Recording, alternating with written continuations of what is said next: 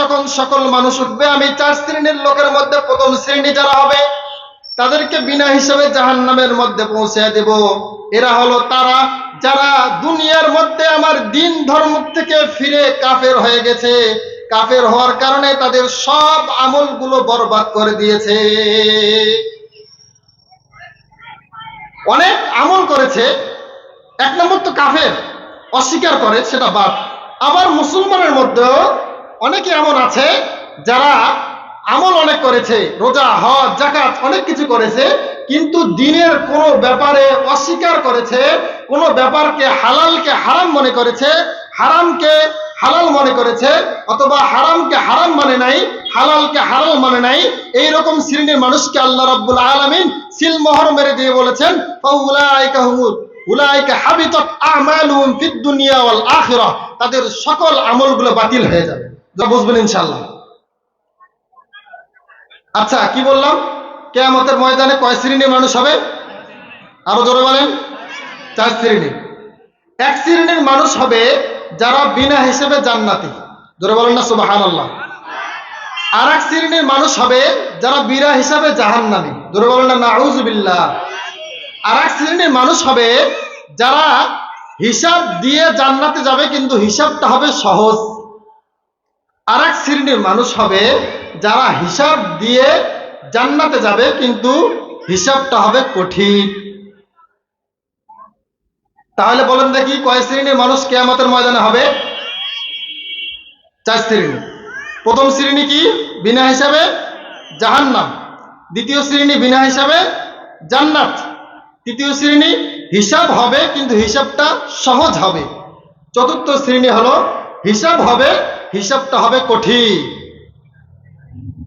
এখন আপনারা, আমি প্রত্যেক শ্রেণীর পরিচয় দিব, আপনারা দেখবেন আপনি কোন শ্রেণীর মধ্যে পড়েন।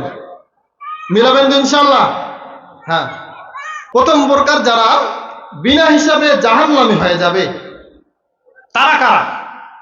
তাদের পরিচয় আল্লাহ রাব্বুল আলামিন কোরআনুল কারীমের মধ্যে দিয়েছেন। ওয়ামান ইয়ারতাদিদ মিনকুম আন দীনিহি ফায়ামুত ওয়া হুয়া কাফিরুন ফাউলাইকা হাবিতাত আমালুহুম ফিদ দুনিয়া ওয়াল আখিরাহ। আল্লাহ রাব্বুল আলামিন বলেন, যারা কাল কিয়ামতের ময়দানে, বলেন না নাউযুবিল্লাহ। তাহলে 1 শ্রেণীর মানুষ কি পাইলাম? তারা কোথায় চলে যাবে? জাহান্নামে। তারা কারা? কাফের, এবং যারা দুনিয়ার থেকে কি করেছেন? দ্বীনের ব্যাপারে সীমা লঙ্ঘন করেছেন এবং দ্বীনের যে কোনো বিষয় মানেন নাই। 1 শ্রেণীর মানুষ, তাদের আমল সব বরবাদ হয়ে যাবে।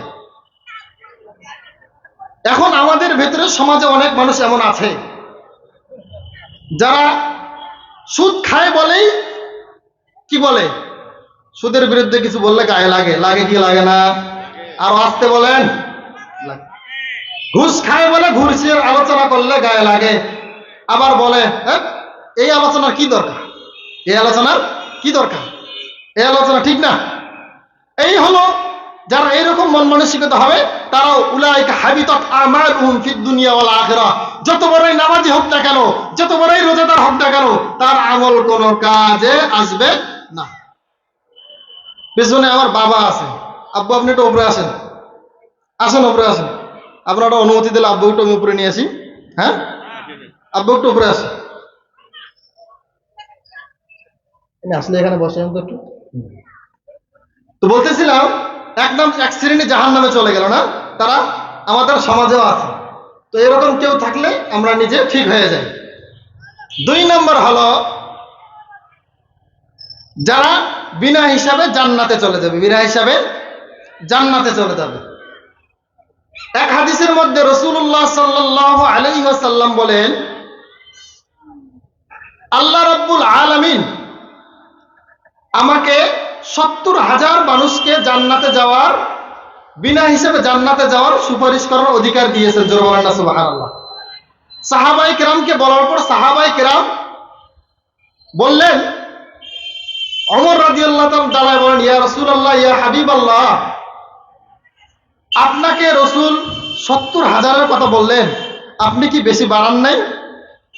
রাসূল সাল্লাল্লাহু আলাইহি ওয়াসাল্লাম বললেন যে আমি আল্লাহ রাব্বুল আলামিনের কাছে এই আরজটা শোনার পর আল্লাহ রাব্বুল আলামিনের কাছে আরজ করে, আল্লাহ রাব্বুল আলামিন আমাকে দিয়েছেন প্রত্যেক হাজারের মধ্যে আরো 70,000। জোরে বলেন না সুবহানাল্লাহ।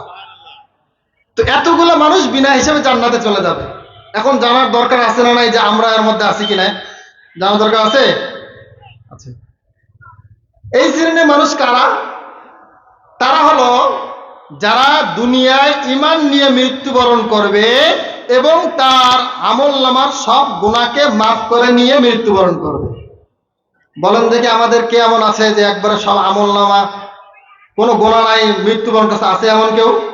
হ্যাঁ, আপনারা দেখতেছেন নাই, কিন্তু আপনার কাছেও এইটা হওয়া সম্ভব।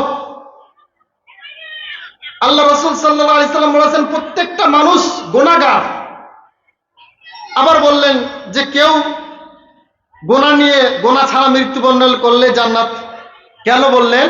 ভিন্ন হাদিসে আল্লাহ রাসূল সাল্লাল্লাহু আলাইহি ওয়াসাল্লাম বলেন, আত-তাইবু মিনাজ যানবি কামাল্লা যানবালা। হে রাসূল, আপনি দুনিয়াবাসীকে জানাই দেন, দুনিয়ার একজন মানুষ যত বেশি পাপ করুক না কেন, যত প্রকার গুনাহের কাজ করুক না কেন, যখন বান্দা আমার দিকে তাকায়া, আমার রহমান নামের দিক তাকায়া বান্দা যখন তওবা করে বলবে, আয় আল্লাহ আপনি আমাকে ক্ষমা করে দেন, আমি আল্লাহ রাব্বুল আলামিন রহমান নামের ওসিলা করে তার জীবনের সমস্ত গুনাহগুলো মাফ করে দেব। জোরে বলেন না সুবহানাল্লাহ। তাহলে আমাদের গুনাহ মুক্ত হয়ে যাওয়ার অপশন আছে না নাই? জোরে বলেন আছে? যদি আমরা অপশন নিতে চাই তাহলে আজকে একটা অপশন আছে, পুরো বয়ানগুলো শুনবো, শুনে একবারে শেষে জীবনের সব গুনাহের জন্য আল্লাহর কাছে খাঁটি তওবা করে আমরা বাড়িতে ফিরে যাব। আর ওই হাদিসের কথা মনে রাখবো, আল্লাহ রাসূল সাল্লাল্লাহু আলাইহি সাল্লাম বলেছেন, আত-তাইবু মিনাজ যানবি কামাল্লা যানবালা।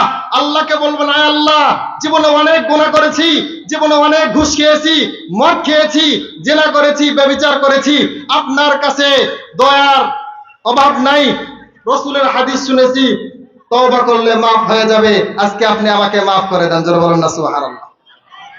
তওবা করে বাড়িতে নিয়ে যাবো তো ইনশাআল্লাহ। কয় শ্রেণীর গেল? 2 শ্রেণী। কয় শ্রেণী? 2 শ্রেণী। 3 নম্বর শ্রেণী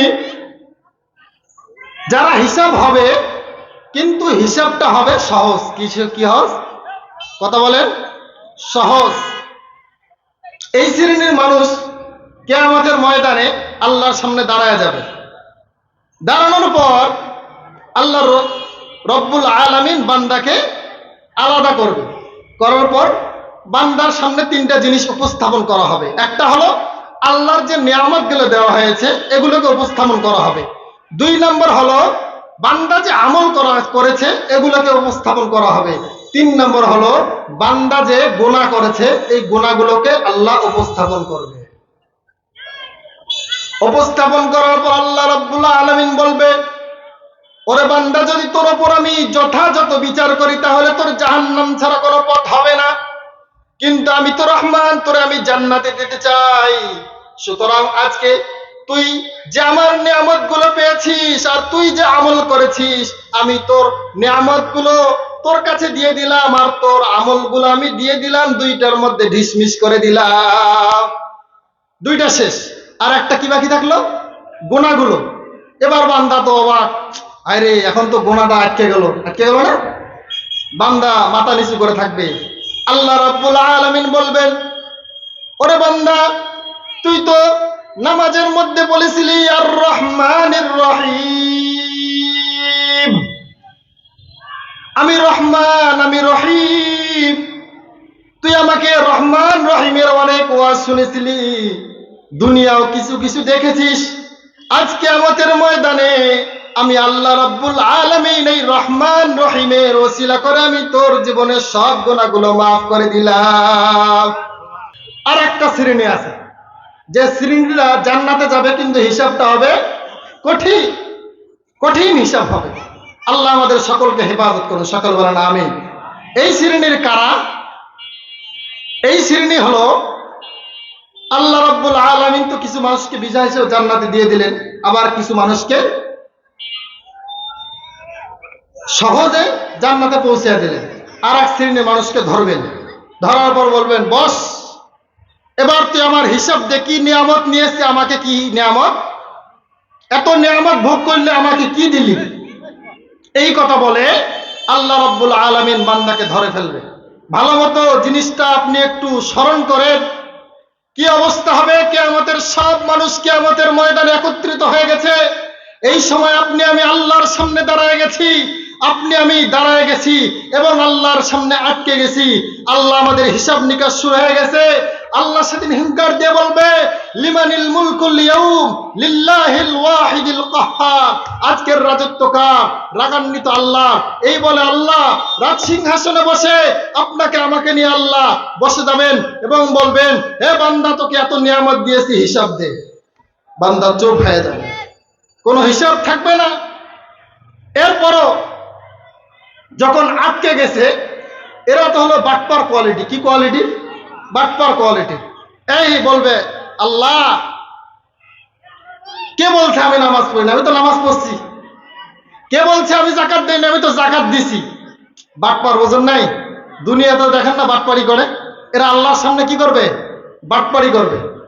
আল্লাহ রাব্বুল আলামিন সিসি ক্যামেরা লাগায় দেবে, এই দেখ তুই কি করেছিলি।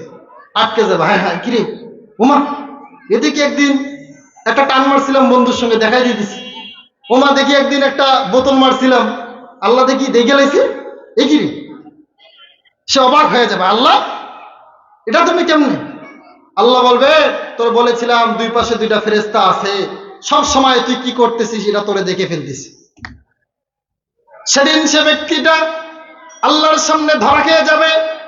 এরপর আল্লাহ রাব্বুল আলামিনকে ডাক দিয়ে বলবে, আয় আল্লাহ তুমি তো যা বলেছেন, আপনি যা বলেছেন আমি অপরাধ করেছি ঠিক আছে, কিন্তু আবার এটাও ঠিকও নাই। কেন? আয় আল্লাহ রাব্বুল আলামিন, আমি দুনিয়ায় খারাপ কাজ করেছিলাম, নবীর বিরুদ্ধে গিয়েছিলাম, আল্লাহ আপনার আদেশের বিরুদ্ধে গিয়েছিলাম। কারণ হলো আমি আমার নেতার কথা শুনেছিলাম, এই নেতার কথা শোনার কারণে আমি এগুলো করেছি। আমি আমার পক্ষ থেকে করি নাই, দলের দালালি করেছি, কোরআনের দালালি করি নাই। এই জন্য আমি এ পর্যায়ে পৌঁছেছি। আল্লাহ রাব্বুল আলামিন ডাক দিয়ে বলবেন, রব্বানা আতা'না সাদাতানা ওয়া কুবরা'ানা ফাআদাল্লুনাস সাবিলা রব্বানা আতিহিম দিফাইনি মিনাল আযাবি ওয়াল আনহুম লানান কাবীরা। ওই ব্যক্তি সেদিন ডাক দিয়ে বলবেন, আল্লাহ আমি তো এগুলো চাই নাই, আমার নেতা বলেছিল, আমাদের থেকে বড় বড় ক্ষমতাশীলরা বলেছিল, আমি তাদের কথা শুনে অনুযায়ী করেছিলাম। সুতরাং রব্বানা আতিহিম দিফাইনি মিনাল আযাব, আয় আল্লাহ আপনি আমাকে যে আযাব দিবেন এর থেকে আমার নেতাকে ধরে নিয়ে আসেন, নিয়ে এসে তাকে ডবল আযাবের মধ্যে গ্রেফতার করে দেন। জোরে বলেন না নাউযুবিল্লাহ। এই জন্য নেতা হলে এমন নেতা হবে যে নেতার মধ্যে কোরআনুল কারীমের চিহ্ন থাকবে। যদি আপনি কর্ণধার হতে চান জাতির, এমন ভাবে আপনি নিজেকে সাজাইতে হবে যেভাবে আপনি সাজবেন কোরআনুল কারীমের সাজার মতো, ঠিক কিনা? এই জন্য আমাদেরকে আল্লাহ রাব্বুল আলামিনের রঙে রঙিন হতে হবে। তাহলে সেদিন ওই ব্যক্তিরা আটকে যাবে যে তাদের গুনাহের কারণে, আল্লাহর রহমত না পাওয়ার কারণে আল্লাহ রাব্বুল আলামিন আটকিয়ে দিবে। আমি এই জিনিসটা চিন্তা করলাম যে মানুষের মধ্যে দুই শ্রেণী, একটা কঠিন আর একটা সহজ কেন হইল। আমার কাছে যে জিনিসটা মনে হয়েছে, আমাদের এক শ্রেণীর মানুষ আছে না, গুনাহ করে আর বলে হবে আলা বেলা, কথা কন না কেন? কথা কন না কেন? আছে আলা হবে আলা, আছে আলা হবে আলা। হ্যাঁ বয়স কেবল 20 বছর, এখন এই নামাজ পড়া যাবে না, আর কিছুদিন টাইনা লই, ঠিক কিনা? কথা বলেন। কোন প্রকার ভেতরে কোনো কি নাই, ভেতরে কোনো প্রকার ভয় নাই, চিন্তা নাই, ফিকির নাই। আমার মনে হয় এদের জন্যই কঠিন শাস্তি হবে। আর যারা আল্লাহ রাব্বুল আলামিনের সব সময় তওবা করবে, গুনাহ করবে, তওবাও করবে, তাদের সম্পর্কে আল্লাহ রাব্বুল আলামিন বুঝি সহজ হিসাবের ফয়সালা করে দিবে। এই জন্য আমরা আল্লাহর কাছে দুইটা দোয়া করব। কয়টা দোয়া? দুই শ্রেণীর মানুষের মধ্যে থাকতে চাই। কয় শ্রেণী ভাই? দুই শ্রেণী। সবাই বলেন কয় শ্রেণী? এক শ্রেণী হলো প্রথম আল্লাহর কাছে দোয়া করবো, আল্লাহ, সবাই বলেন আয় আল্লাহ, আপনি আমাদেরকে বিনা হিসাবে জান্নাতে যাওয়ার ব্যবস্থা করে দেন। আর যদি আমাদের গুনাহের কারণে আর এক শ্রেণীতে নিয়ে যেতে হয়, তাহলে সহজভাবে আপনি জান্নাতে পৌঁছায়া দেন। হিসাবটা তাহলে কি হয় ভাই? সহজ। এখন বলেন দেখি আপনারা কোন শ্রেণীতে আছেন? হ্যাঁ, গঙ্গাচড়াবাসী বলেন কোন শ্রেণীতে? প্রথম শ্রেণী, বিনা হিসেবে জান্নাত? হ্যাঁ, কথা বলেন না। বিনা হিসেবে জান্নাত? আসতে বলে, মনে হয় সব জান্নাতি। সার্টিফিকেট পাইছেন নাকি কেউ? যারা কথা বলেন না, আপনারা বিনা হিসেবে জান্নাত? আরো জোরে বলেন। আসলে আমরা বিনা হিসেবে জান্নাতের মতো জীবন গড়তে পারি নাই, কিন্তু আল্লাহর কাছে আশা করি, আয় আল্লাহ, আপনি আমরা তওবা করতে থাকবো, আপনার মরণ আসা পর্যন্ত তওবা করতে করতে মরবো। আপনি যখন মৃত্যুবরণ করবেন, তওবাকে নসিব করে বিনা হিসেবে জান্নাতি মেহমান বানায় দিয়ে দেওয়ার তৌফিক দান করে। সকলে বলেন না আমিন। তওবা করলে আল্লাহ মাফ করে দিবেন। কি করে দিবেন? মাফ করে দিবেন। একটা ঘটনা শুনেই, হ্যাঁ শুনবেন। মুসা আলাইহিস সালাম, হুজুর আসলেই ছেড়ে দেব। মুসা আলাইহিস সালাম আল্লাহর কাছে খুব একজন জলিলুল কদর নবী ছিলেন। তো একবার হুজুর আসলেই ছেড়ে দেব। হ্যাঁ, তো মুসা আলাইহিস সালাম তার জামানায় একবার বৃষ্টি হয় না। কি হয় না? কথা বলেন তাড়াতাড়ি। কি হয় না? বৃষ্টি হয় না। তো সবাই মুসার কাছে গিয়ে বলে, এ মুসা, বৃষ্টি হয় না, একটু মালিকের কাছে বলো না বৃষ্টিটা দেওয়ার জন্য। মুসা আলাইহিস সালাম বললেন, আমারই তো উম্মত। আল্লাহর কাছে বলে, আল্লাহ, তারা তো কথাবার্তা শোনে না, কিন্তু তারা তো আমার উম্মত, আপনি বানাইছেন, একটু বৃষ্টিটা দিয়ে দেন। সবাই তিনি মুসা আলাইহিস সালাম দোয়ায় বসে গেছেন। মুসা আলাইহিস সালাম যখন দোয়ায় বসে গেছেন, তখন আল্লাহ রাব্বুল আলামিনের পক্ষ থেকে ফয়সালা হয়ে গেছেন, বৃষ্টি হবে, কিন্তু হচ্ছে না। কি হচ্ছে না? হচ্ছে না। তো আল্লাহ রাব্বুল আলামিন বৃষ্টি দিচ্ছে না একজন ব্যক্তির কারণে। আল্লাহ রাব্বুল আলামিনের কাছে মুসা জিজ্ঞাসা করে, আল্লাহ, আমরা তো সবাই আপনার কাছে দোয়া করতেছি, আমিও আছি, বৃষ্টিটা দিয়ে দেন না, কেন দিচ্ছেন না? আল্লাহ রাব্বুল আলামিন বলেন, আমি তো বৃষ্টির ফয়সালা করে দিয়েছি, কিন্তু একজন ব্যক্তি এখানে এমন আছে যে গুনাহগার, যে অনেক গুনাহ করেছে, সীমা লঙ্ঘন করেছে, তার কারণে সকল মানুষের দোয়া কবুল হয়েও তার কারণে বৃষ্টি বর্ষণ হচ্ছে না। সুতরাং যদি সে এখান থেকে চলে যায়, সঙ্গে সঙ্গে বৃষ্টি বর্ষণ হয়ে যাবে। জোরে বলেন না সুবহানাল্লাহ। মুসা আলাইহিস সালাম দোয়া করতেছিলেন, দোয়ার পর বললেন, এখানে এমন কে গুনাহগার আছে যে গুনাহগারের কারণে দোয়া কবুল হচ্ছে না, সে উঠে যাও। গুনাহগার এবার তাকায় দেখে, আমি তো অনেক গুনাহ করেছি, আমি এখন যদি এখানে চলে যাই, সবাই আমার দিকে তাকায় থাকবে, ঠিক কি না? সবাই আমার দিকে তাকায় থাকবার বলবে, গুনাহগারের কারণে কি হয় নাই? বৃষ্টিটা হয় নাই, এর জন্যই বৃষ্টি আটকে আছে। সে আল্লাহর কাছে বলে, আয় আল্লাহ, আপনি লজ্জিত করিয়েন না রে মালিক, দুনিয়ায় আপনার রহম এত বেশি পরিমাণ, আপনার নামাজ পড়ি আর না পড়ি, আপনি কখনো আপনার রহমকে আপনি সংকীর্ণ করেন না। আয় আল্লাহ, আমি যদি এখন এখান থেকে উঠে যাই, সবাই আমাকে খারাপ ভাবে আল্লাহ, সুতরাং আপনি আমাকে এখান থেকে সকলের সামনে লজ্জিত করেন না। আমি আমার গুনাহের কারণে তওবা করতেছি, আমি আর গুনাহ করব না, আর গুনাহ করব না। আল্লাহ রাব্বুল আলামিন সঙ্গে সঙ্গে আসমান থেকে বৃষ্টি বর্ষণ করা শুরু করে দিয়েছেন। জোরে বলেন না সুবহানাল্লাহ। এবার আল্লাহ রাব্বুল আলামিন মুসা আলাইহিস সালামকে ডাক দিয়ে বলে, হে মুসা, দেখলেন কিভাবে বৃষ্টি আসলো? বলে, আল্লাহ, কেন বৃষ্টি আসলো? সে ব্যক্তি তো এখনো ওঠে নাই। বলে, রে মুসা, কেন আসছে জানোনি? ওই বান্দা এখানেই বসে আছে, কথা ঠিক, কিন্তু সে এখানে বসে এমন তওবা আমার দরবারে করেছে, আমি আল্লাহ রাব্বুল আলামিন তাকে মাফ করে দিয়েছি। জোরে বলেন না সুবহানাল্লাহ। এই জন্য আমরা কে কে এখন আল্লাহর কাছে তওবা করে পরিপূর্ণ জীবনকে মাফ করতে চাই? দুইটা হাত তুলে দেখাই। লিল্লাহি তাকবীর, লিল্লাহি তাকবীর, লিল্লাহি তাকবীর।